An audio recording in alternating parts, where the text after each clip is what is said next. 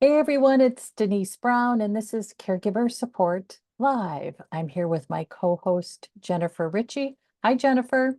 Hello, How are you doing? I'm doing really well. How are you? I'm good. I'm good. So today we gather to think through challenges that family caregivers might have, and we offer our suggestions and ideas. And I've got a couple questions for us We today. got some So juicy let's ones today. So let's start. And if you're joining us live, feel free to add your own suggestions and ideas as we go through our questions. We certainly do not have all the answers, which is why we like to do this live and have our viewers add their insights, which just reminds me to tell you that we meet on the first Friday of every month at 2 p.m. Eastern time. So you're always welcome to join. And you're always welcome to send us a question you have about your caregiving situation as well. And you can send the question to questions@caringourway.com. Okay. And I should mention that Jennifer is a certified caregiving coach or certified caregiving consultant, which you think I would know because that's the program I've developed. But anyway, she's a certified caregiving Friday, consultant. Denise. I know. I just was in our grief support group meeting and I was so relaxed, if you can believe it, in our grief support group meeting that I am having a hard time pivoting into the next meeting, which is unusual, It's all good. but it is all good. And I want to let you know that Jennifer also cared for grandfather and parents. So she Yeah. also has that personal caregiving experience. I helped both parents and I started helping family caregivers in 1990. Okay, here's the first question. I am the relative and legal guardian of a woman who was born severely disabled. Now middle-aged, she still has the mentality of a toddler. I promised her and myself when we were children that I would take care of her. The problem is all kinds of people, probably meaning well, keep telling me what a great person I am for taking care of her. How wonderful of me, how selfless I am. I am none of these things. I take care of her because she needs someone to take care of her. Period. Why praise me for doing something that needs to be done? What would be the alternative in their eyes? Have they no loved ones? The adulations are getting nauseating.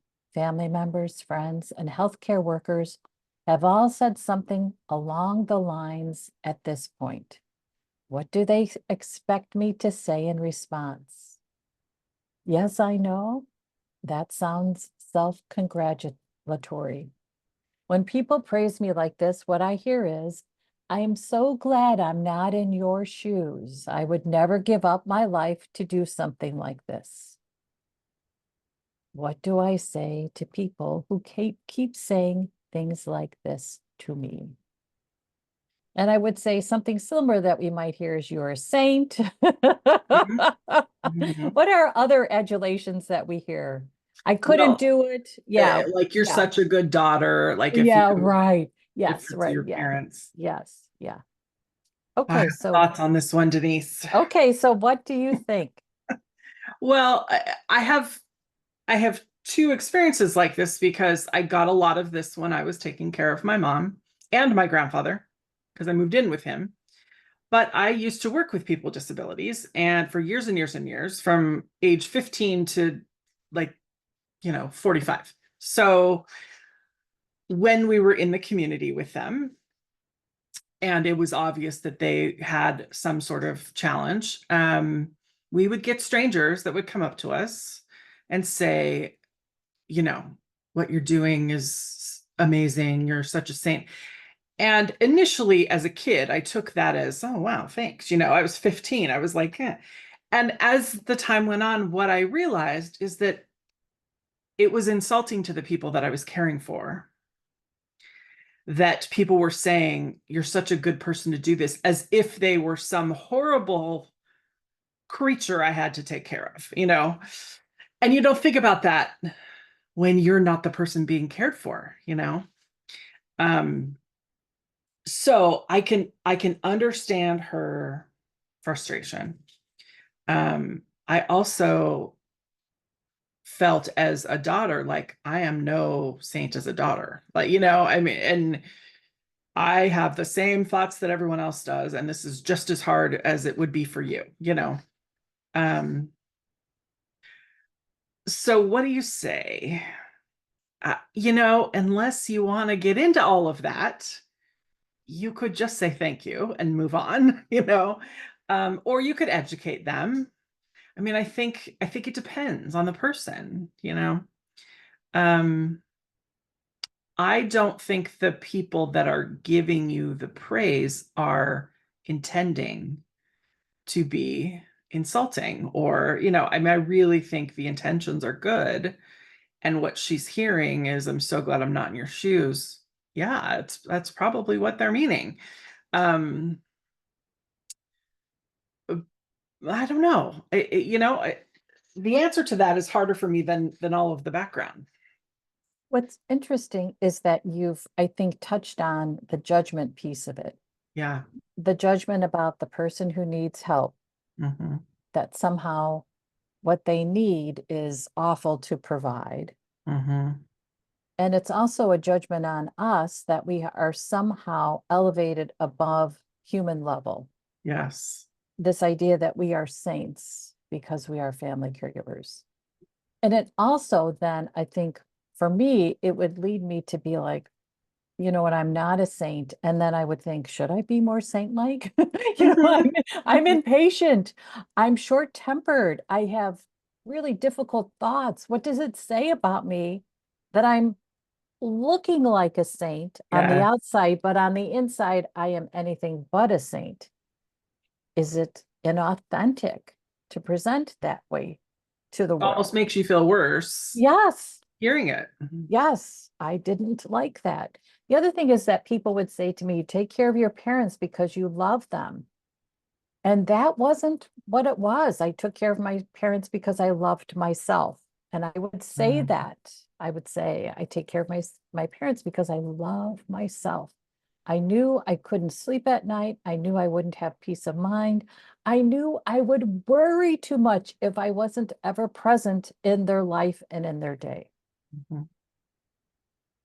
Okay, so let's think through some possibilities that we can use as a response when someone says, and again, I just want to recap what our letter writer would hear is that she would hear things from individuals who would say, she's a great person for taking care of her family member. She's wonderful. She's selfless. And we added, oh my gosh, you are a saint. You are a saint. So I think one of the responses could be, and again, it's the setting, it's your um, it's your resource level too, meaning what's your energy, how much patience do you have, Yeah. how much thought can you give to a response is to simply say thank you, and then not take on that thought, right? Yeah. Not take on what someone is telling you and then deciding whether or not it's true. Someone has said something, you could say thank you and keep moving. And I also think, depending on who's saying it, we can be honest and say, oh my gosh, I'm not a saint. Hmm. I am just doing my best. And it's important to me to be here with my caree. I guess maybe there is an opportunity for us to share a value. I do this because I value being of service. I do this because I understand the importance of quality of life for my caree, as well as quality of life for myself. So I commit to both. And you have to think about, there are people out there who do this not because they want to. They do it because they don't have another choice. I mean, there's always another choice, but No, I think you know that's what a I mean? really They do it important because point. they're it, and they Yes, be like, okay, my mom's on the street or she's with me. And right. am I a saint? Well, no, I'm just a human who made a really hard choice, who struggles every day. Um, and I think saying, thank you. I'm sure you'd do the same in the same situation, or thanks. I promised her a long time ago, they're seeing you in one moment in time too. Probably Right. in a good moment in time if you're out in the world, presenting Yeah. to the world. I guess it's interesting to think about what's bothering the letter writer is that she's hearing, I'm so glad I'm not in your shoes. I Mhm. would never give up my life to do something like this. And it's the judgment from others that she has given up her life Yeah. when Mm. she doesn't see it that way. And perhaps maybe what the response is that she could craft relates to something about that it adds to my life. This is a Mm. meaningful part of my life. I value the opportunity to have this meaningful part of my life. And I hope the same for you, or something. You don't have to add that in. But it's an acknowledgement that the judgment is incorrect. That there has been this significant sacrifice that means you cannot enjoy life. I just thought of something. In my work with people with disabilities, I had an employee who was amazing, and he worked with a young man who he would work with outside of the job as well. And he used to say, when people would say, you're amazing, he would say, he's my best friend. I get to go to work and be with my best friend all day. How could this be bad? And it was such a lovely way to respond, because it was really sincere. I mean, he really was like, I'd hang out with him if I wasn't being paid, and he did. Now, Yeah. that's not the case for everybody, but it was such a lovely way for him to respond. Yeah. So those who are joining us live, we'd love to hear your insights when someone says to you something like, wow, you are a saint for doing this. I hear Denise, um, are they your children?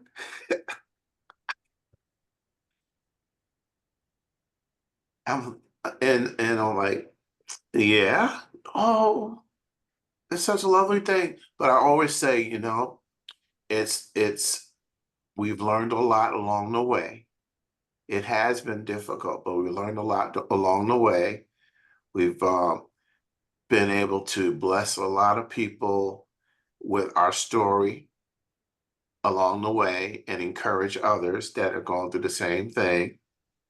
And so I've always presented as an opportunity to learn and invest in other people that made that statement because for the others that are on in the group, I have two adult sons on the autism spectrum. So we've been caregiving for 31 years. And so it's always, there's always an opportunity because people will say that often and a lot. But when they were younger, they would be in church and they're like, and they're kind of antsy and stuff and noisy and making noises and everything else. And some of the old ladies in the church were like, can't you get them to behave? It was a different thing. Then at that point you felt like this bad parent. Oh, I can't get my child to behave, and I'm trying to explain, and it's all education at that time. It's all education because you're trying to get them to understand. Well, I'm not a bad parent, So and I think a lot of people that have special needs children deal with that in the early portion of it before they know how to really advocate and turn things around. I'm not a bad parent because people see that the child having that meltdown in the grocery store, department store, he's laying on the floor, yelling, ooh, that bad parent because they don't have a clue. So you're in this mode like, let me explain it, let me educate, and because people are looking at you like you're a crazy parent, right? You're just allowing this to happen. So, but as you get along in the years, it changes a little bit. Oh yeah, it's been quite a journey. It's there's difficult times, but this is what I've learned. and you have to give the opportunity to share that way. So you're reminding me of things, Ken. And Ken was just on our grief support group. I was sharing earlier that I was so relaxed during our grief support group that I was struggling to be energetic for this one, but I'm okay now. When I was a child growing up in our Catholic church, we had lots of large families. It was actually the status quo. And I was from a family with 5 kids, and that was considered to be a very small Oh. family. Yeah, very small. So in this Catholic church, we had a family who would come to Sunday Mass, 11 o'clock every Sunday, and one of their children had special needs. And I didn't know what the special need was, but he was nonverbal and fidgety and would scream. And we all just managed it. What I think about that family, now this would have been in 1975. How many years ago is that? I hate to date myself, but a long time ago. What this family shared with all of us who were members of this parish is that everybody has a place. Now, when the child would scream during Mass, the father would cover his mouth. But the father never took the child out of Mass. The child stayed in Mass. It wasn't a disruption. It was just what happened. And I think about that blessing. Gosh, it gives me goosebumps thinking about that. The family really demonstrated to us that everybody has a place. Everyone belongs. And we can all cope with it, right? Who cares that a child was screaming during Mass? Child will scream during Mass. I want to mention one of our recent conversations that we had with family caregivers that we did this past spring was with Jacqueline, who cares for her son. And she talked about what people would say to her. And she had a really interesting perspective. So you can watch The Stuffed Calendar, which is a conversation about how do we manage all the appointments. And she talked about how do you manage what healthcare professionals will say during an appointment, which was interesting. Right? And I want to mention something else that happened to us as children.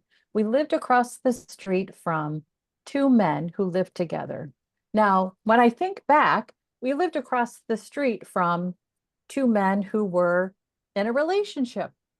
And it was in a very conservative suburb of Chicago. But no one ever talked about this as being, they don't belong. Isn't it terrible that we have these 2 adult men living together? Honest to goodness, we would run by their house. We were always engaged in them, with them. They were a part of the neighborhood. It was never like they didn't belong. And I think that was another lesson to me, that families come in all shapes and sizes and they belong in our neighborhoods. And that's what we're doing when we go outside of our house with our caregiving experience. We are showing that everyone deserves quality of life within our community, and our community can provide that by simply accepting us. We don't have to be applauded. We don't have to have accolades. We are doing what now is normal for us. And we just want the community to be part of that normal experience for us. It's amazing how community has changed. Neighborhoods have changed, it's just not what it used to be. And we we, we put up the garage, take our car in, close the garage, and it's never Yeah. interaction with the neighborhood, the neighbors. So that community is never really there. And everybody's in their own little world when they get back to their place. Yeah. Especially in the suburbs. Yeah. Yeah, and I think that's such a missing piece for us because I learned so much engaging in the community. I have to say, I have the opposite experience in my current neighborhood.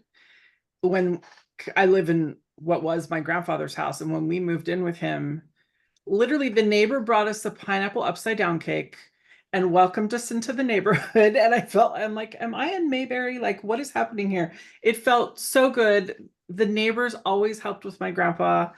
They were backup for us, it's still that way with my son. And is it older neighborhood, by the way? It's an older established yes, neighborhood. yes, yeah. most people have lived and their kids are gone and it's older and new families are moving in. But yeah, so, but I didn't come from that, my growing up, it was not like that. So yeah, it's a definite difference, and something that adds to our life here. So yeah. And I do think it's just important for us to think about, what does our community teach, Mm-hmm. and to make sure that our community is teaching what is a reflection of important values in life. Yeah.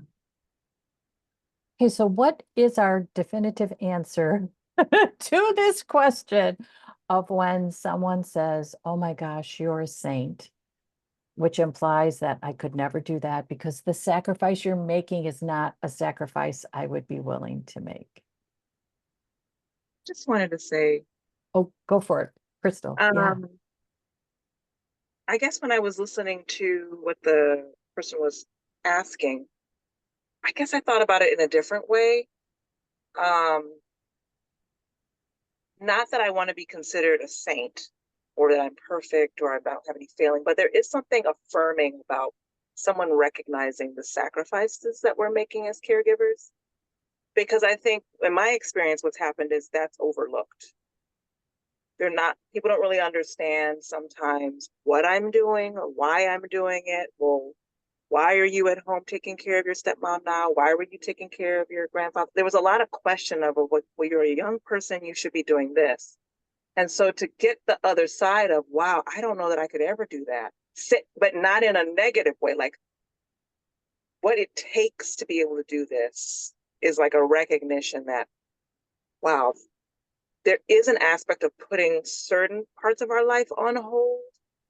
Doesn't mean that we can't do other things. We can't self-care. We can't travel or anything, because I did those things and I do those things still.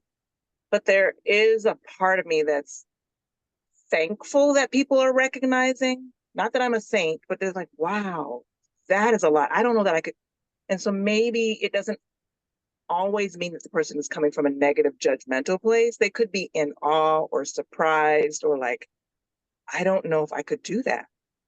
And I mean, if I were to think about it, I don't know that I could have done it either, but I'm in it and I'm learning how to do it. And I'm learning from the resources and I'm working with other people. So I think it's just maybe another way of thinking about those comments, because unless the person explicitly says, I couldn't do that because that's a waste, sometimes we're maybe putting maybe an assumption on that person's comment too, as well. Right. Yes. And the letter writer really did assume that they were judging her. She heard an assumption. You know what's interesting? I've been able to travel recently because caregiving has ended for me. And I was in an airport in Philadelphia. And I saw a young man with his two older parents, and he clearly was taking care of them. And it was a long TSA line. He was having a difficult time keeping track of everybody and making sure that everybody had what they needed to successfully get through the checkpoint. And honest to goodness, I said a prayer of thanks for him because I thought, I get what that's like. I get it. I get it. And then I was walking down the terminal and I saw a young woman with her parents, and she was pushing one in a wheelchair, and she had one of the airport attendants pushing her other parent in a wheelchair. And I thought, oh my gosh, thank you. Thank you for doing that. I get it. I get it. So I guess, Crystal, your point is so well taken. Maybe we also have to be aware of the opportunities to say to a family caregiver, thank you. Thank you for what you're doing. Thank you for what you're doing. I actually was second guessing myself. I didn't go up to say thank you. I said it privately. I said it in a prayer for them. Then I guess now I'm thinking, you know what? I'm just going to go up and say thank you. Thank you for what you're doing. I think thank you is very different than you're such a saint. Yes. I think there's a difference there. And Yeah. it's an acknowledgement that this might be hard for you, but thank you for doing it. And I don't think, unless you've been in a caregiving situation, you can understand what it's like to have two elderly parents in the airport with you. navigating TSA. Mm. Just Yeah, having. yeah, That's yeah, yeah, right. Yeah, I know what it was like with my parents just getting them in the car.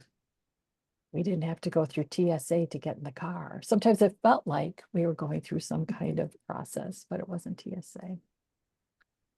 We are just about out of time, so I think we're going to hold our other questions for next month. And I would just like to invite anyone who'd like to add any last thoughts today, because this was a great conversation. And it was great to have Crystal and Ken, who have joined us live, add their thoughts, because it always adds a deeper level of conversation.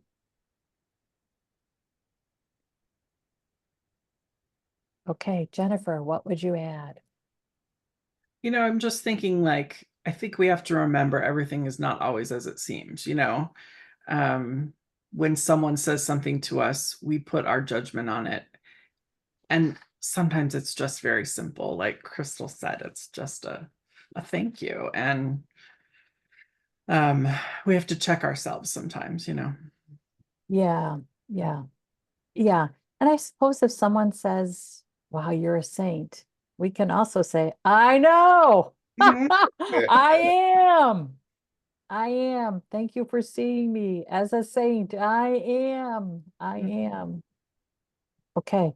Thanks, everybody. Thanks, Jennifer. Jennifer, for Thank you. those who would like to be in touch with you, how can they schedule a complimentary coaching call with you? The easiest way is just go to my website, becomingbravecoaching.com, and all my contact info is there. Jennifer, good to meet you. I think I'm gonna be spending some time with you. Yes, I will see you next week. Yes. How fun. Okay, how fun. Good for us. Okay, so just a reminder, you can join us every month for Caregiver Support Live on the first Friday. We switched up a little bit because of the 4th of July holiday in July, but we'll be back on track in August. It's the first Friday of every month at 2 p.m. Eastern. We tackle your challenges and questions and do our best to come up with ideas and suggestions that will help.